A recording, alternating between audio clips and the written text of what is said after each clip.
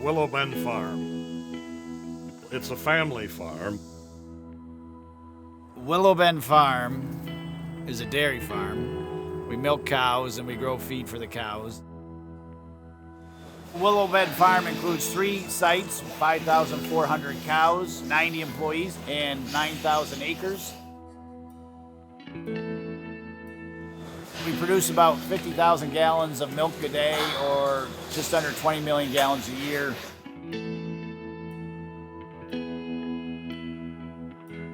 Willow Bend Farm is about growing cows, people, and land.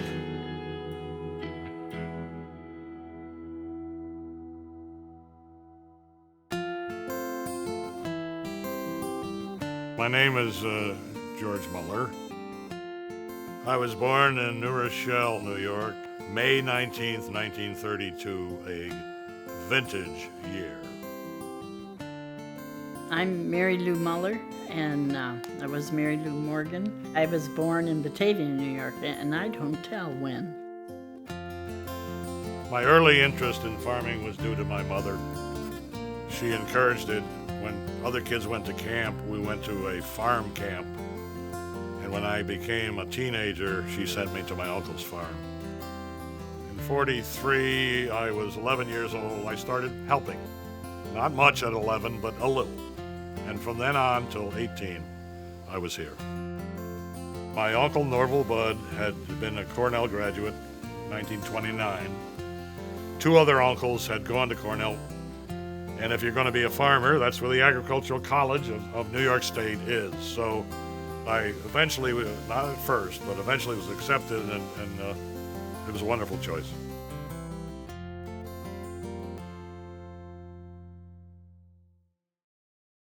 I had just graduated from high school, and my high school chum lived down the road and around the corner, and she and I were going down to York Central School to play tennis. And she introduced me to George, who was working there at her farm for her father and brother. Well, I took her out to a square dance, and she didn't have much to do with me, actually. Not on the radar for a long time. She went off to Syracuse to college, and I was in Korea, and I started getting Rice Krispie cookies. The family favorite, Rice Krispie cookies. And so I was very impressed with this young lady, and stopped off to see her at Syracuse on the way back and started courting, and we got married.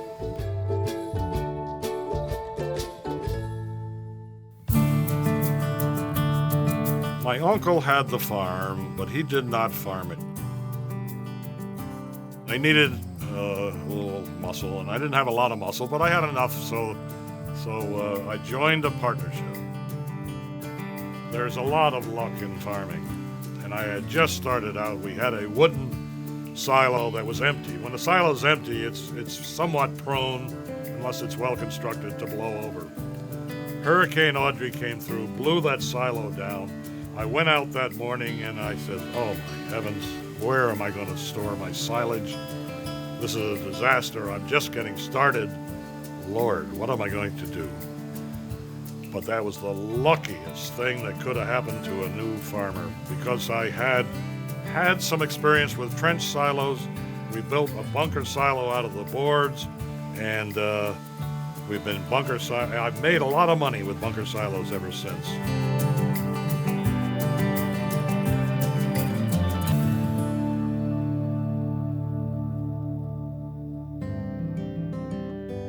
I married Mary Lou in May 9th, 1959, and we started out, Mary Lou and I, 150 acres. We raised some heifers. We farmed some snap beans, and I had a choice early on to go into the snap bean business or the dairy business. I had all these heifers, and in 1960, we couldn't sell for any higher than $150 a piece, and that's what I paid for them. I said to my uncle, I says, let's milk cows.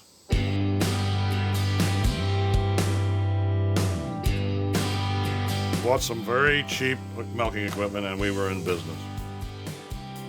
My uncle backed me in the milk business, so he was very good to me. He was my mentor.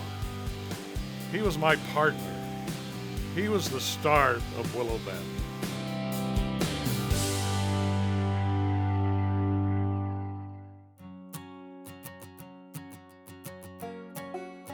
The 60s were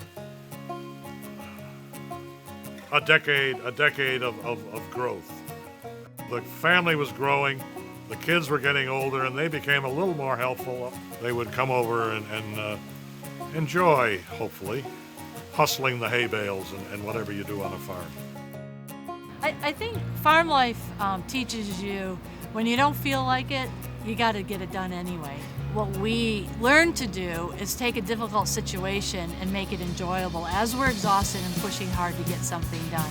Get up out of bed and milk the cows and feed the calves. That was a really good foundation for me to start with.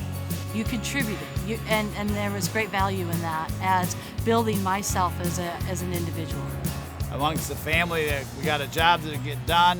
We got to get these hay wagons unloaded before it rains, and so you get it done. You look back on it and you appreciate it. And when you're in the moment, it was hard work.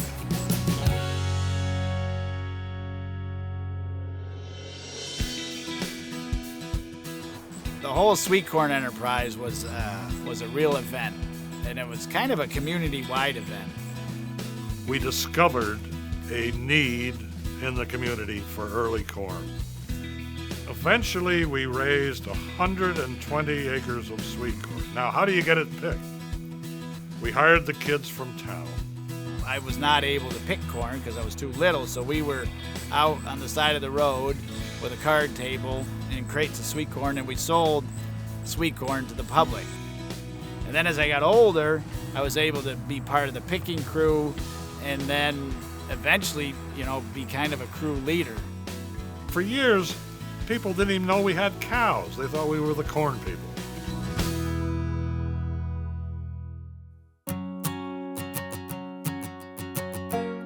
A lot of farms never have a vacation, and we never had a long vacation. 3 days. They were only 3-day vacations, but it was still time to get away and a lot of fond memories. We put our suitcases and stuff in the station wagon, the old station wagon, and drove to New Hampshire. Very posh. And we were in cabins, and we were on Lake Wentworth in New Hampshire. We played tennis and shuffleboard and water skied and fished. And then in August, we would go to some lake in the Adirondacks. And we ended up loving Stillwater Reservoir. It took us 3 days of hauling stuff out of the attic, washing up whatever we had to wash, organizing in corn crates our food for the 3 days. Like Stillwater Reservoir, you have to take everything with you. There's no corner store. And it was just a big hoot, running around in our bathing suits all day, jumping in and out of the water, and building sand castles and doing all kinds of adventuresome things. And just like as when I was a kid, my kids really find it a lot of fun. And as I get older, I'm beginning to find it a lot of work, just like my parents did.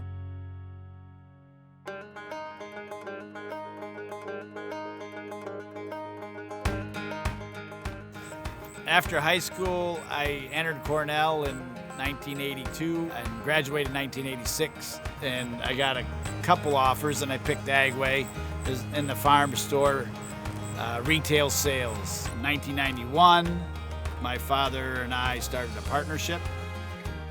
So he came back. After 3 years of good experience with Agway, he loved it, he did well at it, and he was right in position that when we formed our family partnership, he already had a lot of cattle in the herd.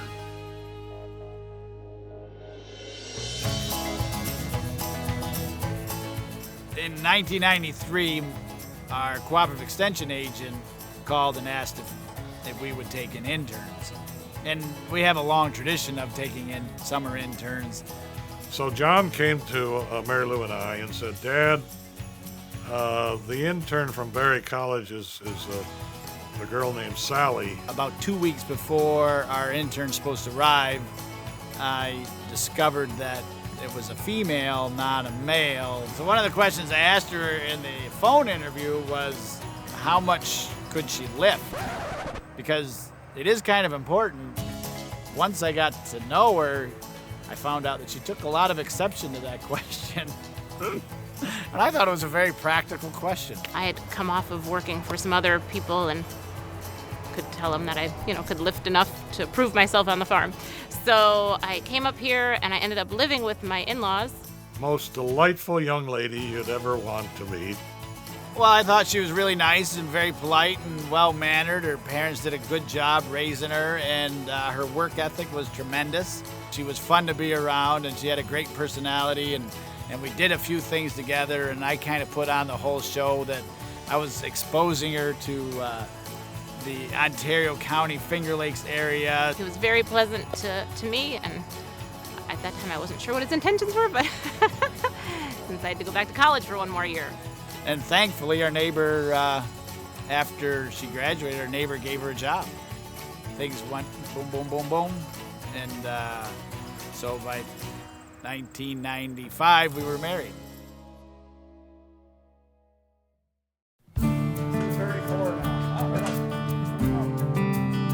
When I was 8 years old, started working for Mary Lou, mowing lawns, gardening, doing odds and ends. And then when I was up at the house early in the morning, George, whenever he needed help, he would take me over to milk cows and whatever jobs need to be done at Willow Bend.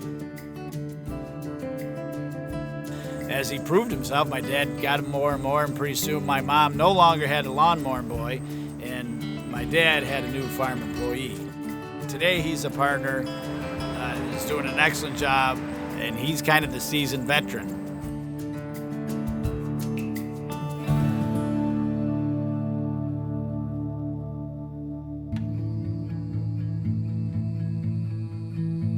We built a milking parlor. I thought it was the state of the art at the time. It was not. But we milked in there for 24 years. And then in 1976, we had enough money to build a freestall barn. And then in 1982, we had enough money to build another freestall barn. In 1988, we built a milking center. And by then, we had taken the herd from the original 80 heifers up to 600. It just about maxed our facilities here and our land resources. In the 80s, 90s, we had one farm, and then in 2003, we had 2 farms, and in 2016, we had 3 farms. And so we're bringing in the younger generation to take over some of my responsibilities. It's rare to find a person that really enjoys farming that also enjoys people. But Ryan is the exception. He's done a great job with people, growing them, leading them, and generating enthusiasm, and he's done that. We've experienced quite a lot of growth over the years, and we can't grow our cows any faster than we grow our people. So as long as we take care of our people, we can keep growing the cows. There's a lot of different things in dairy farming that you didn't think there was. So every cow has a little tracker chip in her ear, so you can kind of keep an eye on every single cow in your whole herd. If we don't take good care of the cows, we don't have a livelihood, we don't have a business, we don't have family farms, we don't have anything. I mean, so the cows are the queens.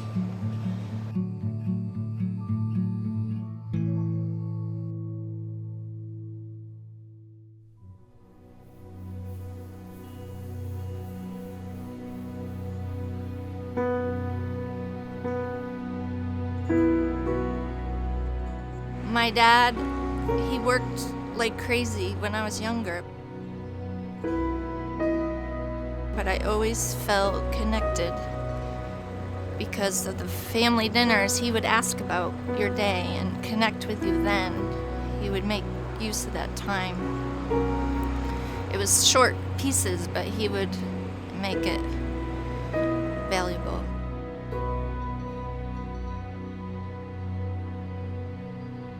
My most vivid memory as a child isn't directly related to farm life, but it's related to farm values, and that is the family time together, the family dinners.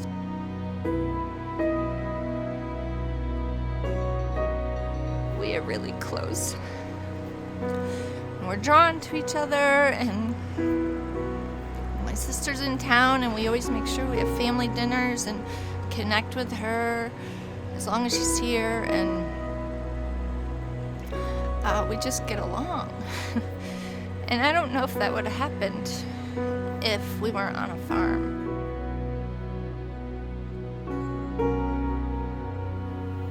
Oh, it's a great place to raise a family.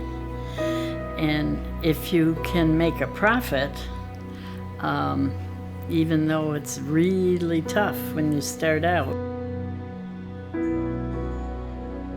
Many people complain about what a terrible industry dairy farming is, but if you're careful and you don't buy brand new pickup trucks and a few things like that, it's not a bad industry. In fact, it's been very, very good to the Muller family. The biggest benefit to growing up on a farm run by your family, is that you're able to incorporate your own family into it. So when I was a kid, I worked on the farm. My kids work on the farm.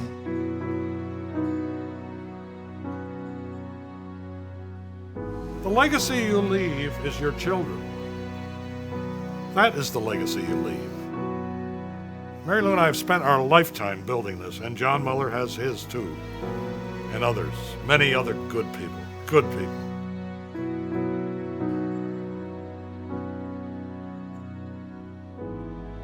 The legacy I would like to leave is my children and the farm, period.